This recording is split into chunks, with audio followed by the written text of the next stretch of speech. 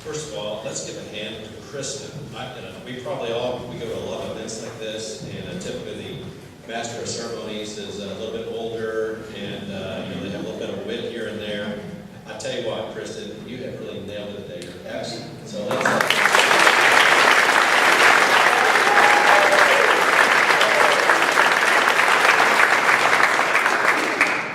there's always a story behind the story, and there is indeed for this project here.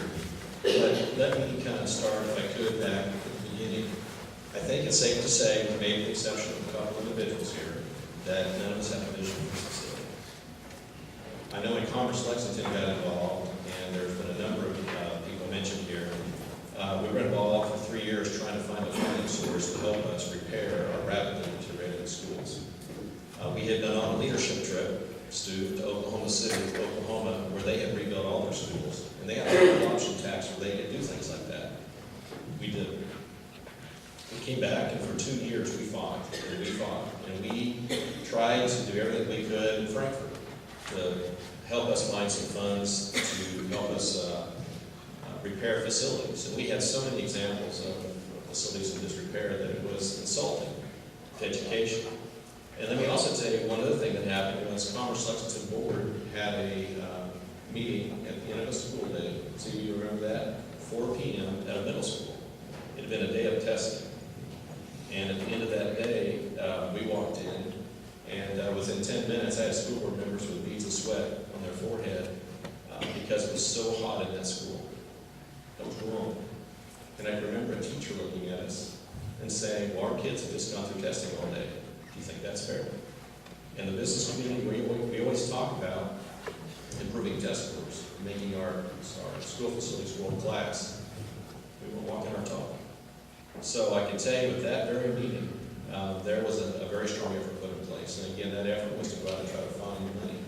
We didn't have a local option tax. So we tried everything we could, and then we finally did, which was our last option, was to go back and to support the school board and trying to secure a nickel tax increase. You may think that nickel tax increase is a small amount of money. We're talking hundreds of millions of dollars. I know some of you in this room who voted yes to support the nickel tax. It cost many, many thousands of dollars out of your pocket at the time, and people said they didn't have. But what we did know, again, is that we needed the facilities. So we got behind the effort. We told the school board that if you will support this, we will support the project. And to this degree, I had to look at some of the school members and say, we will do a $600,000 capital campaign, or not capital campaign, PR campaign, if we have to. And don't think that that didn't frighten me a little bit to think we'd have to come up with that kind of money to make sure that this, that any type of a community effort to turn back the nickel tax. So fortunately, we didn't have to worry about that. But let me also share that I really stand here not just representing Commerce Lexington. I stand here representing, I hope I can say this, home builders. I hope I can say that I'm here representing board of realtors. Because of a board's 3 boards of directors of almost 100, nearly 100 leaders, only one person voted no on the nickel tax. Why did we do it? Well, a couple of reasons. If you look in the back of the room, it's because of you. We know after 20 years of in-depth research, and common sense, quite frankly, that if you have a world-class facility, we can have world-class students. If you don't have world-class facilities, you are not going to have world-class students. And we know, because our mayor hits it every day, is that we have to have world-class schools. I know our school board hits it every day. Tom, you get it every day. So we can either walk or talk, or we can just talk about things. But we all came together because of you. And I'll also tell you another thing. This is one of those little stories behind the story. It was my job to call Stu Silverman when you came here to invite you to an FFA meeting. And we were fearful to invite him. We had about 10, 15 students.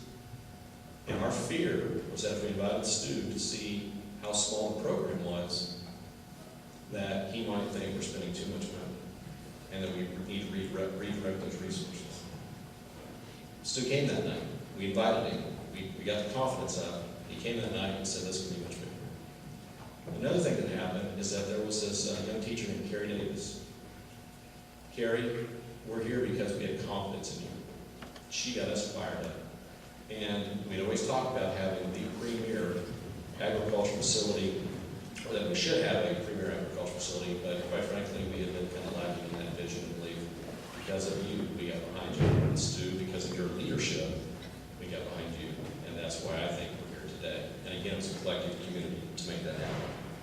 So I want to thank James Harden, who heads up the Career and Technical Education Center, Principal Joe Norman, Ag teacher Carrie Davis, and Todd, who've been a great addition, but all of the additional resources, teachers, administrators here at this school. I want to thank the FFA alumni for Fayette County for being hard, fast in their support. And I also want to go back and thank that group of about 10 people who did a thankless job for 3 years trying to find the funds, and then who had the guts and wisdom to stand up and to push for this facility. At the end of it, I will tell you this, Tate, Hill, Jacobs, a lot of students, a lot of people from the ag community came together, and guess what? We did have the vision, didn't we? And we now have the premier school in the United States of America.